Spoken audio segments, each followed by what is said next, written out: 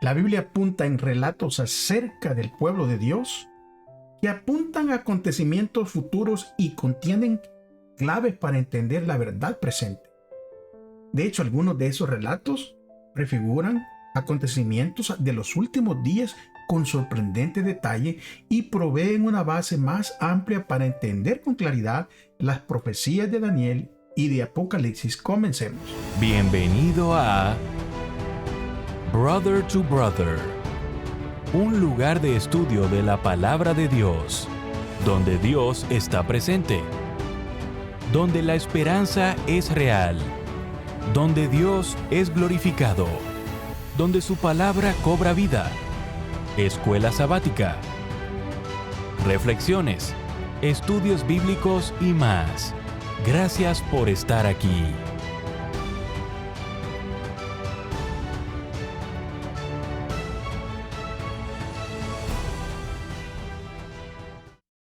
Muy bienvenidos a su programa Brother to Brother. Les saluda como siempre su amigo, su hermano Gerson Anaya, agradecido con Dios porque es Él el que permite que lleguemos hasta una semana más de estudio.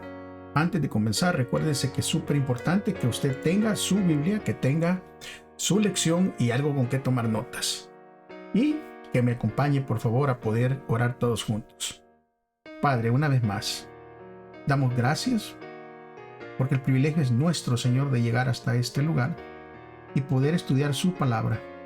Pedimos que el Espíritu Santo nos guíe, que nos dé entendimiento y que sobre todo nos ayude, Señor, a recordar y a poder practicar todo lo que entendamos. En el nombre de Jesús. Amén. Muy bien, mis amigos, mis hermanos, el título parece un poquito aterrador para algunas personas, ¿verdad? Porque nos va a sacar de dudas y va a decir sobre quiénes ha llegado el fin. Porque hay un fin que viene. Y si bien vemos que las profecías de Daniel y Apocalipsis con claridad nos van a decir ¿y qué es lo que va a suceder? Y cómo Dios puede dirigir todos los acontecimientos históricos, pero lo hace sin anular el libre albedrío que tiene el ser humano. Y lo hace de una manera que se cumple todo lo que Dios dice a la perfección y todo lo que ha dicho a través de los profetas que vinieron y anunciaron lo que iba a suceder en los últimos días. La relación entre los eventos finales y algunas cosas importantes que hay en las historias bíblicas es bien obvia, pues en el Nuevo Testamento se refiere a ellas al describir los eventos de los últimos días. Tal es el caso, por ejemplo, de la destrucción de Sodoma y Gomorra, el caso del diluvio, y etc. Otros relatos bíblicos requieren tal vez un poquito más de que cuidadosamente sean estudiados para extraer de estos relatos las verdades que nos han sido reveladas en la palabra de Dios. Durante las próximas 2 semanas examinaremos una serie de relatos que son clave, que abordan la segunda venida, que abordan el juicio investigador, la crisis final y otros temas. Como resultado de este estudio, veremos que Cristo está en el centro de todo y debe ser el objetivo final de todo empeño por comprender cada una de las profecías. Vamos a leer entonces el versículo para memorizar. Si ustedes me acompañan, por favor, con sus Biblias a 1 Corintios, capítulo 10, versículo 11, ¿verdad? Versículo 11 y versículo 12. Dice de la siguiente manera: estas cosas le sucedieron, por ejemplo, y fueron escritas para advertirnos a nosotros, a los que han llegado al fin del tiempo. Así, el que piense estar firme, mire que no caiga. Pasemos al día domingo. La ira del Cordero es el título para el día domingo. Dele vuelta a su paginita de estudio. Y vamos a ver ahí vamos a considerar los detalles de la respuesta de personas ante el desarrollo repentino que va a venir de los acontecimientos finales. O sea, ¿qué va a ser la respuesta que estas personas tendrán? Y si notamos nosotros en la respuesta de ellos, podemos ver que hay algo muy, pero muy importante. Pero para eso tenemos que abrir nuestra palabra de Dios, ¿verdad? En la Biblia, en el libro de Apocalipsis, en el capítulo 6, el versículo 12 al 17. Ahí leeremos para entender de qué estamos hablando en el contexto de cómo las personas reaccionan ante los acontecimientos finales. Apocalipsis 6, 12 al 17 dice: miré cuando abrió el sexto sello, y aquí hubo un gran terremoto, y el sol se puso negro como tela de silicio, y la luna se volvió toda como sangre, y las estrellas del cielo cayeron sobre la tierra, como la higuera deja caer sus higos cuando es sacudida por un fuerte viento. Y el cielo se desvaneció como un pergamino que se enrolla, y tomó el monte, y toda la isla se removió de su lugar. Y los reyes de la tierra, y los grandes, los ricos, los capitanes, los poderosos, y todo siervo y todo libre, se escondieron en las cuevas y entre las peñas de los montes. Y decían a los montes y a las peñas: caed sobre nosotros, y escondernos del rostro de aquel que está sentado sobre el trono, y de la ira del Cordero. Porque el gran día de su ira ha llegado, y ¿quién podrá sostenerse en pie?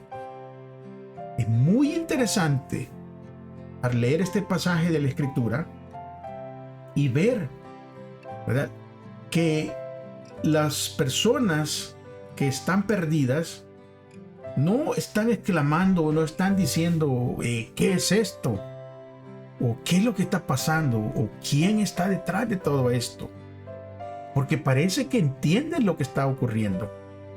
¿Por qué? Porque se refieren a Jesús como el Cordero. Lo que quiere decir que ellos conocen lo que está sucediendo, saben lo que está pasando. Y nosotros podemos ver claramente, ¿verdad?, de que si ellos pueden entender lo que está pasando es porque conocen, porque saben, conocen acerca de la historia de Cristo como Redentor. También parece que conscientes de que ha llegado algo, y ese algo que ha llegado es justamente el día del juicio, porque ha llegado el gran día, dice, de la ira, que se encuentra en una situación desesperada. Estas personas, como podemos ver nosotros, ellos se encuentran en una situación pero muy, muy, muy difícil. ¿Por qué? Porque saben que ha llegado ese día terrible, ¿verdad? El gran día, dicen ellos, de la ira. Y la pregunta que hacen, ¿verdad?, es una pregunta que estuvo en las semanas pasadas en lo que David preguntaba: ¿quién podrá quedar en pie? O sea, ¿quién podrá quedar ante el pie? Antes del fin, el evangelio será llevado a todas las naciones. Eso dice Mateo 24:14, que, ¿verdad?, los mensajes serán llevados a todas las naciones antes de que llegue el fin. Y sobre todo el mensaje de los 3 ángeles, que es comunicado a todo el planeta. Sin embargo, habrá personas que serán sorprendidas. Pero saben, hermanos, que no serán sorprendidas no por falta de información, sino que van a ser sorprendidas por la negativa que tienen ellos a creer y sobre todo a obedecer. Y esta será la razón por la que ellos se van a perder. No porque no se les haya predicado, sino simplemente que no quisieron escuchar y no quisieron obedecer. Ahora, ¿qué lecciones nosotros deberíamos de extraer de la historia de Noé, según lo cuenta Jesús ahí en Mateo 24, 36 al 44? Porque Jesús señala la historia del diluvio justamente para advertirnos que su segunda venida será una sorpresa para muchos. Al igual que la segunda venida, el diluvio no sorprendió al mundo por falta de información. ¿Por qué? Porque Noé ya les había advertido durante 120 años. Lo que pasó es que todos se negaban a creer. Se les dijo lo que iba a suceder, pero simplemente no quisieron creer. Y es justamente lo que está pasando hoy en día, mis hermanos. A las personas se les dice lo que va a venir, se les dice que viene la destrucción, que Cristo viene por segunda vez, y simplemente no quieren creer. Muchas personas aseguran que el largo tiempo transcurrido implica que las profecías no son dignas de crédito, o sea que no hay que creer en ellas porque no se han cumplido de acuerdo con su propio criterio. Y Pedro, en el libro de Pedro, ¿verdad?, que escribió él, cita en tal sentido la historia del diluvio, cuando dice que ante todo sepan que en los últimos días vendrán burladores, quienes sarcásticos andarán según sus bajos deseos y dirán: ¿dónde está la promesa de su venida? Desde que los padres durmieron, todas las cosas permanecen como desde el principio, desde la creación. Segunda de Pedro 3, 3 y 4. O sea, lo que esta gente están diciendo y están haciendo su propia conclusión, y parece como que ya aburren con esa predicación de la segunda venida y no ha venido. Todo sigue igual, ¿verdad? Cristo no viene. O sea, ya se murió mi abuelo, se murió mi papá y yo ya estoy viejo y me voy a morir y Cristo no ha venido. Y es un sentimiento que va a ir aumentando, mis hermanos. Porque cuanto más pasa el tiempo, la gente se está volviendo más incrédula. La gente no está creyendo que Cristo regresa por segunda vez. Pero déjenme decirles de que regresa. Claro que sí, Cristo regresa. Miren, en el caso de que aquellas personas que mueran antes del regreso de Cristo, o sea, antes de su segunda venida, o antes de la tercera venida, si mueren sin aceptar a Jesús como su Salvador, el tiempo que habrá pasado será un instante, será un abrir y un cerrar de ojos, ¿verdad? Por otra parte, nosotros podemos ver que la vida transcurre, pero pasa el tiempo veloz, rápidamente. Ahora, ¿cómo pueden ayudarnos las realidades, ¿verdad?, de afrontar y no caer en este tipo de dudas únicamente por la demora, de acuerdo con nosotros? ¿Por qué? Porque recuérdense que el tiempo de Dios es perfecto. Él no se va a retardar ni una milésima, ni vendrá más rápido que una milésima. Cristo va a regresar justamente en el tiempo que ya se estableció. Ni un segundo más, ni un segundo menos. Pero mientras Él regresa, ¿qué nosotros debemos hacer? Miren lo que nos va a decir el día lunes. La evangelización de Noé. Porque Pedro nos recuerda que muchos no estarán preparados para el regreso de Cristo porque intencionalmente lo ignoran, como lo acabamos de leer. Lo que ocurrió en ocasión del diluvio fue lo mismo. La gente ignoró las advertencias de Noé. No es que Noé no les haya dicho y no les haya advertido, simplemente decidieron no hacer caso. Ahora, en la actualidad, aunque un asombroso número de culturas desde los antiguos griegos, los mayas, incluso registran la historia de un diluvio global y devastador, la narración bíblica acerca del diluvio es una de las más ridiculizadas. Como se predijo, el mundo está poniendo a un lado el relato bíblico del diluvio como si se tratara simplemente de un mito, algo que no importa. Y a ellos no les importa tampoco qué tan claro y explícitamente se encuentra el diluvio descrito allí en el Antiguo Testamento y cuántas veces también en la palabra de Dios hace referencia a ese diluvio en el Nuevo Testamento. Jesús dijo en Mateo 24, 37 al 39 que la situación mundial se parecería a la de los días de Noé. Mire, comparemos este pasaje, ¿verdad?, de Mateo 24 con el pasaje de Génesis 1 al 8, para que nosotros miramos cuáles fueron las condiciones morales que condujeron al diluvio y qué paralelismo existe entre la época de Noé y nuestra época. Mire de Mateo 24, 37 a 39, cómo se refería Jesús a la situación. Versículo 37 dice: mas como en los días de Noé, así será la venida del Hijo del Hombre. Porque como en los días antes del diluvio estaban comiendo, bebiendo, casándose y dando en casamiento hasta que el día en que Noé entró en el arca. Y no entendieron hasta que vino el diluvio y se los llevó a todos. Así será también la venida del Hijo del Hombre. O sea, la gente no creyó para nada. Noé les advertía y ellos simplemente dijeron: no creemos. Esos son cuentos. Son creencias inventadas por el hombre. A mí me han dicho muchas personas cuando yo trato de compartir el evangelio con ellos, de que incluso que la Biblia es un invento del hombre y el cristianismo es un invento del hombre para controlar la humanidad. O sea, fíjense qué terrible. Ahora, ya que hemos leído Mateo, donde Jesús habla de cómo será la venida, miremos lo que dice Génesis 6, 1 al 8.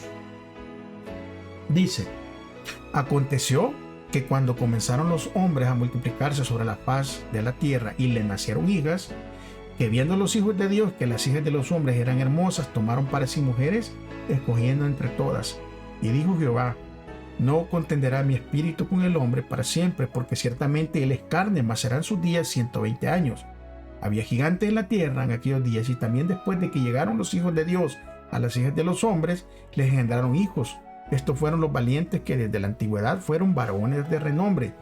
Y vio Jehová que la maldad de los hombres era mucha en la tierra, y que todo designio de los pensamientos del corazón de ellos era de continuo solamente al mal. Y le dolió a Jehová de haber hecho el hombre en la tierra, y le dolió en su corazón. Y dijo Jehová: raeré de sobre la faz de la tierra los hombres que he creado, desde el hombre hasta la bestia, hasta el reptil y las aves del cielo, pues me duele haberlo hecho. Pero Noé halló gracia ante los ojos de Jehová. Un cuidadoso estudio de la Escritura reporta otra lección importante para el pueblo remanente de Dios de los últimos días. Porque Hebreos capítulo 11:7 dice que Noé, con santa reverencia, construyó el arca para salvar a su familia. Por su fe condenó al mundo y llegó a ser heredero de la justicia que viene por la fe. Ahora, si imaginamos lo que significó para Noé predicar durante más de un siglo, o sea, día tras día predicaba Noé, y que al final únicamente entrara él y su familia. Creo que si hubiese sido un evangelista moderno en una campaña de hoy en día, nosotros posiblemente dijéramos que es un evangelista que fracasó. Afortunadamente, hoy en día hay muchos lugares del mundo donde en este momento están muy receptivos a los mensajes de los tres ángeles. Y como resultado, gracias a Dios, muchos se están convirtiendo y están conociendo y aprendiendo del Señor. Todavía no hemos llegado al punto en que no haya resultados, aunque se nos ha dicho que se acerca el momento en que habrá terminado el tiempo de gracia y se cerrará la puerta de la misericordia. Así que las palabras, ¿verdad? A continuación dice de la siguiente manera: las que estaban preparadas entraron con él a las bodas y se cerró la puerta. Nos conducen a través del ministerio final de Cristo hasta el momento en que quedará terminado la gran obra en favor de la salvación del hombre. O sea, habrá un momento en que todo parará y terminará. Pero mientras eso llega, ¿qué tenemos que hacer como individuos y como iglesia? ¿O qué obra se nos ha encargado? ¿Cómo podemos nosotros aprender a no desanimarnos si nuestros esfuerzos personales de evangelización no parecen dar mucho fruto por el momento? ¿Y por qué nosotros no debemos de caer en desánimo y debemos de seguir esforzándonos? La historia de Noé es algo para nosotros, porque Noé, el que la gente no respondiera al llamado, no lo detuvo. Él siguió predicando porque Dios le dijo que predicara. Y a nosotros se nos ha dicho que nosotros tenemos que predicar el evangelio a toda lengua, a todo pueblo, a toda nación. Y el que no respondan, ese es problema de ellos. O sea, nosotros tenemos que predicarles. Las personas tienen que estar dispuestas a recibir el mensaje, a permitir que el Espíritu Santo los convenza de pecados. Miren lo que dice Juan 4, 35 y 37. ¿No decís vosotros aún falta 4 meses para que llegue la siega? He aquí os digo, alzad vuestros ojos y mirad los campos, porque ya están blancos para la siega. Y el que siega recibe salario y recoge fruto para vida eterna. Para el que siembra, goce juntamente con el que siega. Porque esto es verdadero, el dicho, uno es el que siembra y otro es el que siega. Nosotros se nos ha dado la tarea de sembrar. Nosotros no nos tenemos que preocupar por el tiempo de la siega, porque ese es otro el que está encargado de hacer la siega. Nosotros sembramos y las personas, si están dispuestas a escuchar la voz de Dios, habrá un fruto. Pero independientemente de que si hay una respuesta o no, no nos debería de desanimar. Vamos entonces a pasar al día martes. Acompáñenme por favor el día martes. La historia de Sodoma y Gomorra. Y aquí hay otra historia clave del Antiguo Testamento, igual que la historia de Noé del diluvio. Porque esta historia clave del Antiguo Testamento, a la que Pedro también hace referencia cuando va a describir los acontecimientos de los últimos días, Pedro también hace referencia a esto. Y hace referencia a la destrucción de Sodoma y Gomorra. Esas ciudades de la llanura que se han hecho legendarias. ¿Por qué? No por algo bueno, sino por la maldad. Y se convirtieron en el primer ejemplo de poblaciones destruidas por el fuego del Señor, por el fuego del cielo. Ahora, ¿cuáles eran las condiciones morales que desembarcaron en la destrucción de estas ciudades? ¿Y cuál es el paralelismo que existe con la condición del mundo actual en el que vivimos nosotros? Miren lo que dice segunda de Pedro, capítulo 2, versículo 4 al 11. Y aquí Pedro va a ser bien claro, o sea, póngale atención. Segunda de Pedro 2, 4 al 11. Dice, porque si Dios no perdonó a los ángeles que pecaron, sino que arrojándolos al infierno los entregó a prisiones de oscuridad para ser reservados al juicio. Y si no perdonó al mundo antiguo, sino que guardó a Noé, pregonero de justicia, con otras 7 personas trayendo el diluvio sobre el mundo de los impíos. Y si condenó por destrucción a las ciudades de Sodoma y Gomorra, reduciéndolas a ceniza y poniéndolas por ejemplo a los que habían de vivir impíamente. Y libró al justo Lot, abrumado por la desenfrenada conducta de los malvados. Porque este justo que moraba entre ellos afligía cada día su alma, viendo y oyendo los hechos inicuos de ellos. ¿Sabe el Señor librar de la tentación a los piadosos y reservar a los injustos para que sean castigados en el día del juicio? Y mayormente aquellos que siguiendo la carne andan en concupiscencia e inmundicia y desprecian el señorío. Son atrevidos y arrogantes, no temen insultar a los poderes superiores, mientras que los ángeles, que son mayores en fuerza y en potencia, no pronuncian juicio de maldición contra ellos delante del Señor. Claramente podemos ver, al leer este relato, de que Dios ayuda a los justos, pero también Dios castiga a aquellos que deciden rechazar, que deciden burlarse, que simplemente incluso llegan a traer a decir maldición en contra incluso de las personas, ¿verdad? Que tratan de llevarles el mensaje. Mire Judas versículo 5 al versículo 8. Judas es nomás un capítulo, así que vamos a leer antes de Apocalipsis, ahí búsquelo. Dice Judas 5: mas quiero recordaros, ya que una vez que lo habéis sabido, que el Señor, habiendo salvado al pueblo sacándolo de Egipto, después destruyó a los que no creyeron, y a los ángeles que no guardaron su unidad, sino que abandonaron su propia morada, los ha guardado bajo oscuridad en prisiones eternas para el juicio del gran día.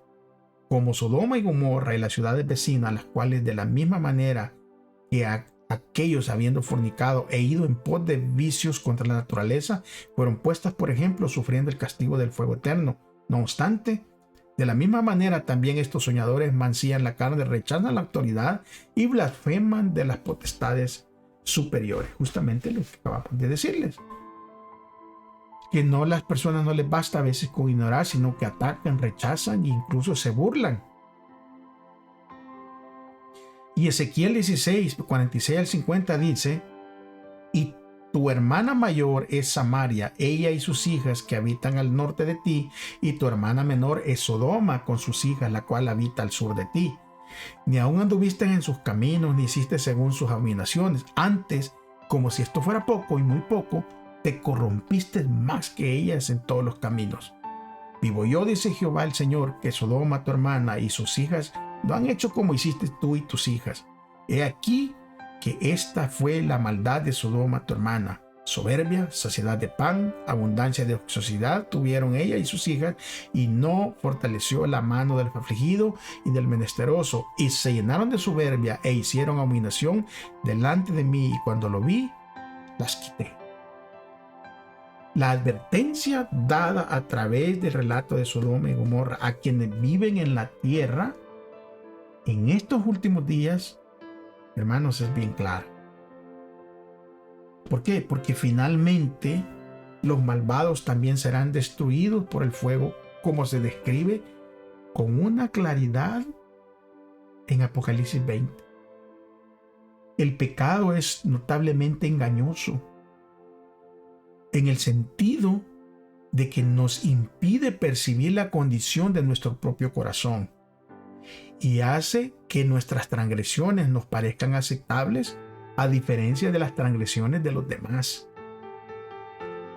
En el mismo capítulo donde Dios habla de cuánto ha amado a su pueblo, también le advierte que aunque éste no cometió los mismos pecados que Sodoma, se ha vuelto más perverso que ella. O sea, esto era terrible, mis amigos. ¿Por qué? Porque imagínense, le dijo, bueno, no has hecho los pecados de Sodoma y Gomorra, pero has hecho peor. O sea, lo que había estado sucediendo es que Israel había estado fornicando. Es decir, cometiendo adulterio espiritual. Ahora imaginemos la sorpresa del pueblo de Dios cuando sus integrantes escucharon que eran más malvados que gente famosa por su maldad. Ahora, esto que estamos hablando no es una novedad acerca del antiguo Israel, pero tampoco es una novedad acerca de la humanidad. ¿Por qué?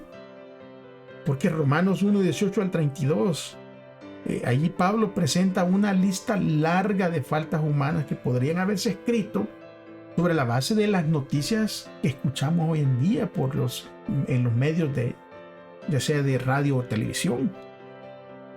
La descripción que hace Pablo del pecado de los gentiles o paganos no pretendía que los judíos se sintieran superiores, sino que que el pueblo de Dios comprendiera por fin la gravedad de sus propios pecados. ¿Se recuerdan cuando Natán, el profeta, hace lo mismo y viene a hablar con David? Porque David había cometido adulterio y asesinato y había tramado estaba en David completamente en un adulterio espiritual en ese momento.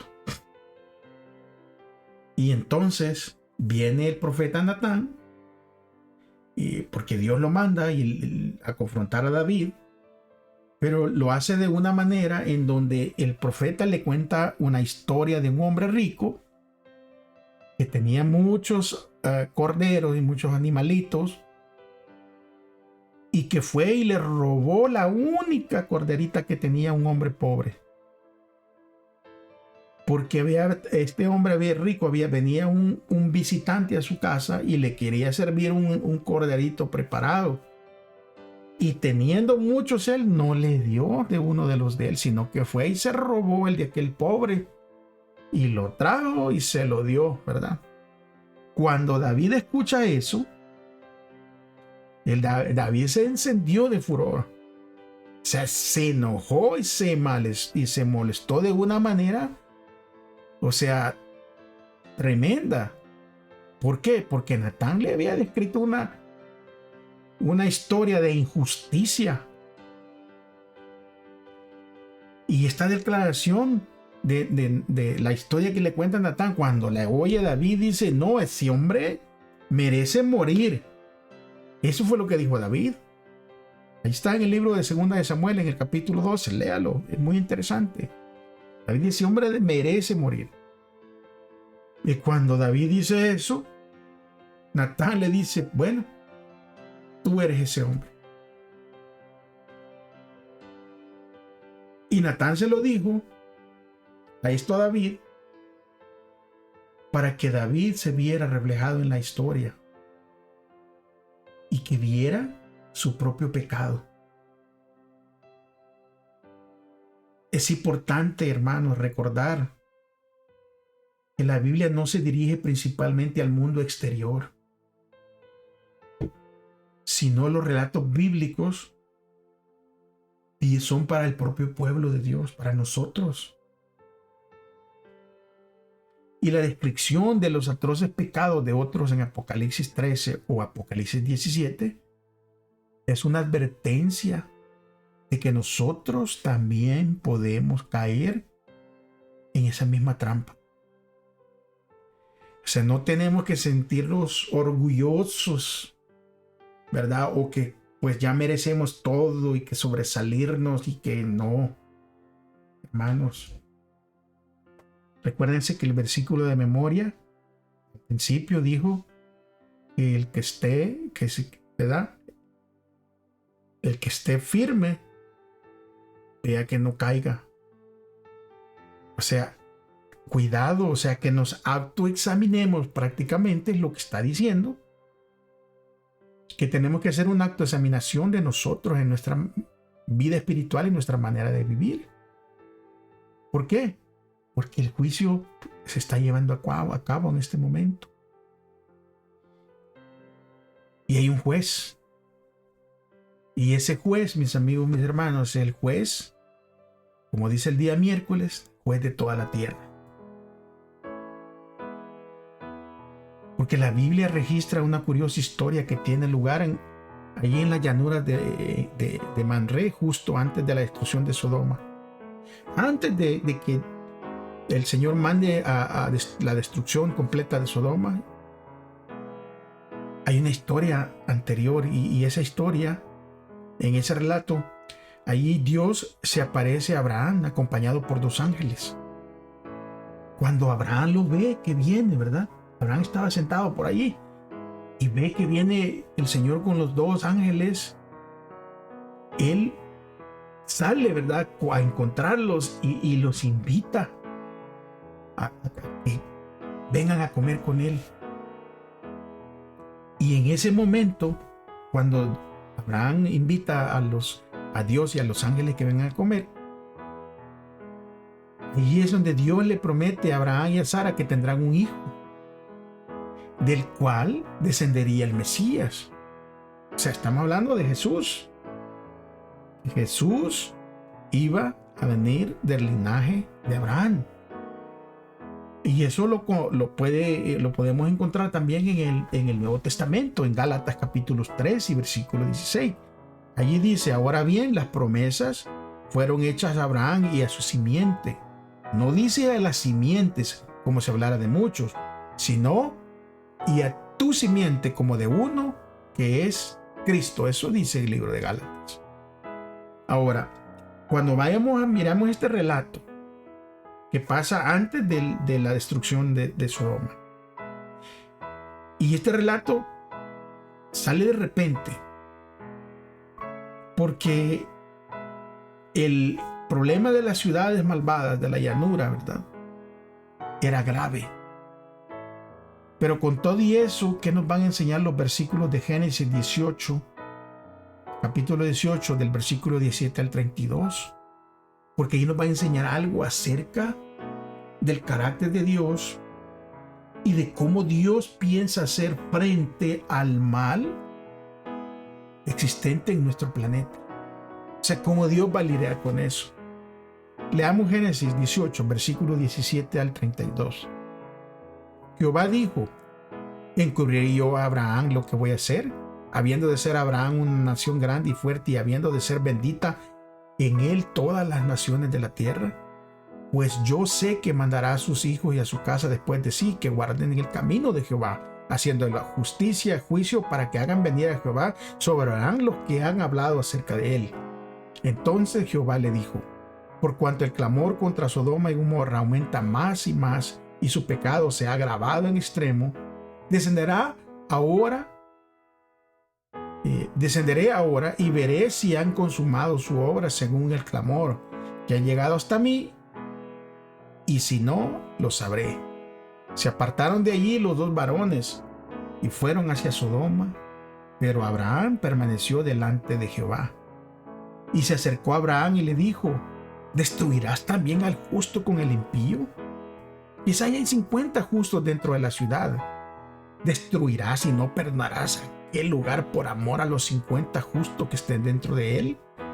Lejos de ti esté el hacerlo así.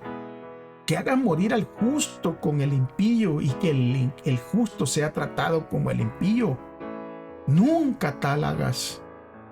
El juez de toda la tierra no ha de hacer lo que es justo. Entonces Jehová responde: si encuentro en Sodoma 50 justos dentro de la ciudad, perdonaré a todo este lugar por amor a ellos. Abraham replicó y dijo: te ruego, mi señor, que me escuches, aunque soy polvo y ceniza. Quizá falten de 50 justos 5. ¿Destruirás por aquellos 5 toda la ciudad? Jehová respondió: no la destruiré. Y si encuentro allí 45. Volvió a hablarle entonces a Abraham una vez más: quizás se encuentre allí 40. Y Jehová le respondió: no lo haré por amor a los 40.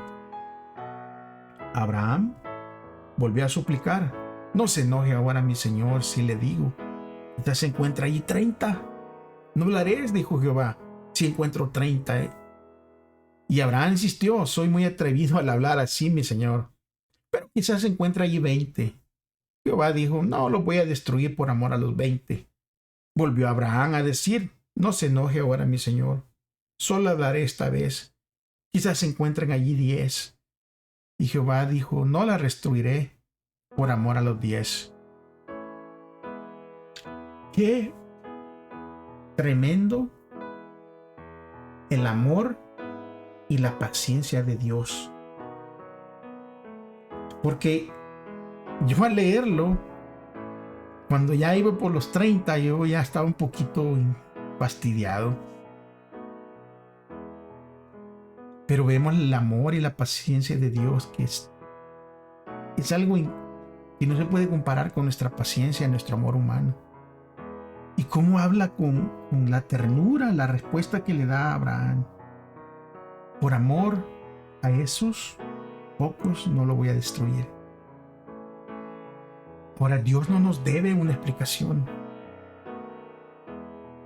pero Dios, en su infinito amor, decide no ocultar sus motivos y sus planes a la humanidad. O sea, Dios ya le dijo a la humanidad a través de su escritura qué es lo que va a suceder.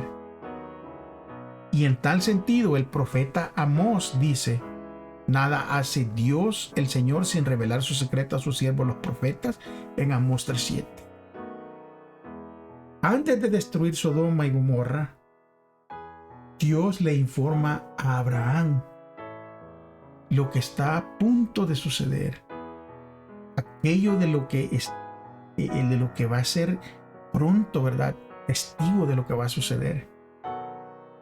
Y Dios se queda allí con Abraham mientras los dos ángeles se dirigen a la ciudad, esa ciudad malvada, para llamar a los que harán caso de su advertencia.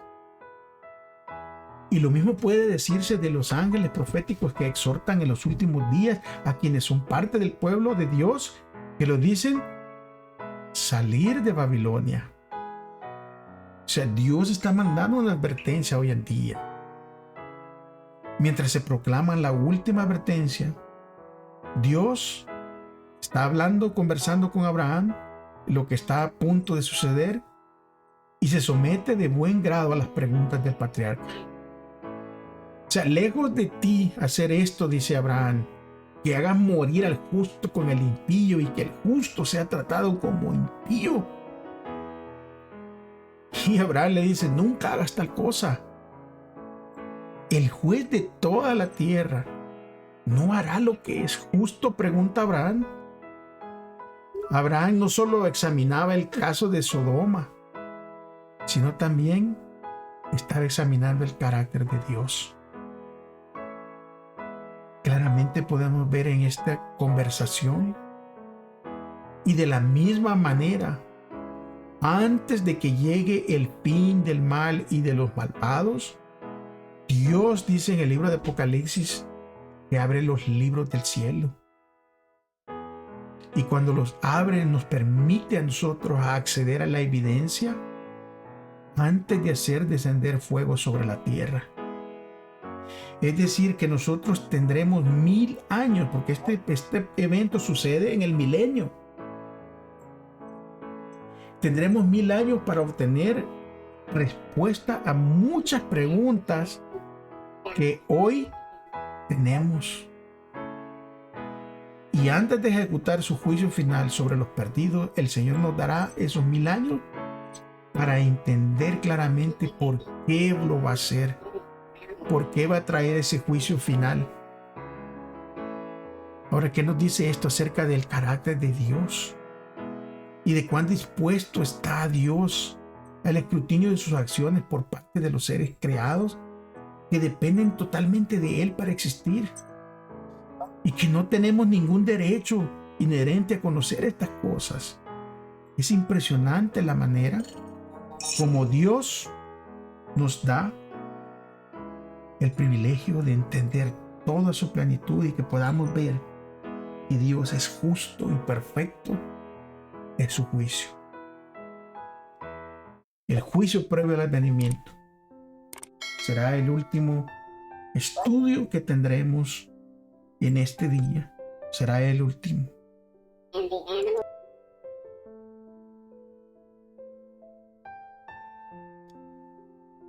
Vamos a ver qué es lo que va a suceder,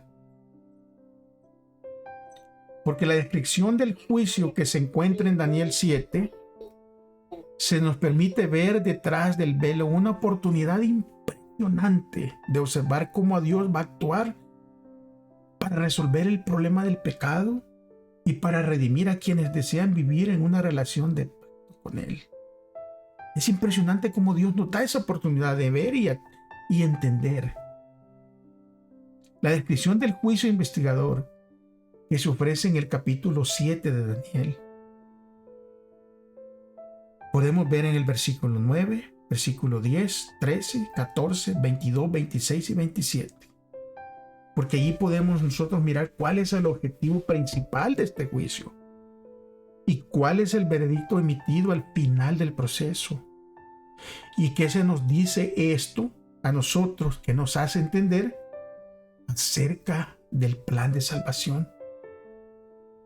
Mire lo que dice Daniel 7, versículo 9, versículo 10, 13, 14, 22, 26 y 27.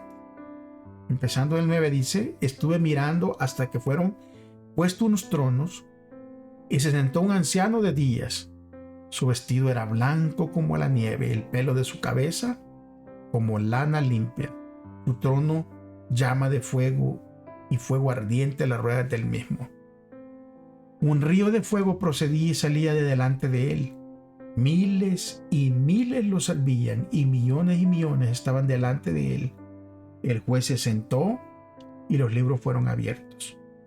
Miraba yo en la visión de la noche y vi que con las nubes del cielo venía como un hijo de hombre. Vino hasta el anciano de días y lo hicieron acercarse delante de él. Y le fue dado el dominio, gloria, reino para todos los pueblos, naciones, lenguas, lo servían. Su dominio es dominio eterno, que nunca pasará, y su reino es uno de los que nunca será destruido. Hasta que vino el anciano de días y se hizo justicia a los santos del Altísimo. Y llegó el tiempo y los santos recibieron el reino.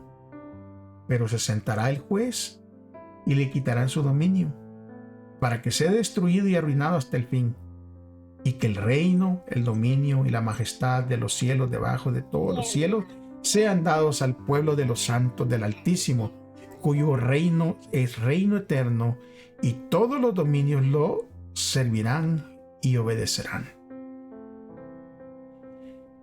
No nos va a quedar ninguna duda de que la humanidad es juzgada por Dios. Es más, en el libro de Eclesiastés, en el capítulo 12, versículo 14, allí la palabra de Dios asegura que Dios traerá toda obra a juicio. Y el apóstol Pablo nos recuerda que todos hemos de compadecer ante el tribunal de Cristo, ahí en Romanos 14, 10. Ahora, claramente, oiga bien, claramente, Dios no necesita registros para saber quién se salvará o quién se perderá. Pero los registros sí los necesitan ver los ángeles que han estado examinando el plan de salvación todo este tiempo.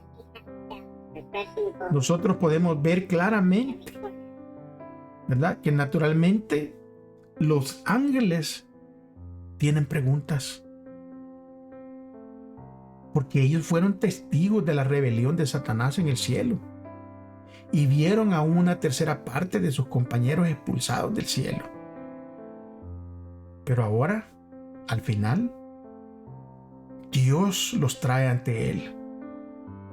Y es por eso que Dios abre los libros y permite que los santos vean lo que hay en ellos escrito. La historia de la súplica de Abraham por Sodoma y Gomorra, un tipo de prefiguración del juicio, aporta un importante vislumbre acerca de este juicio que estamos nosotros.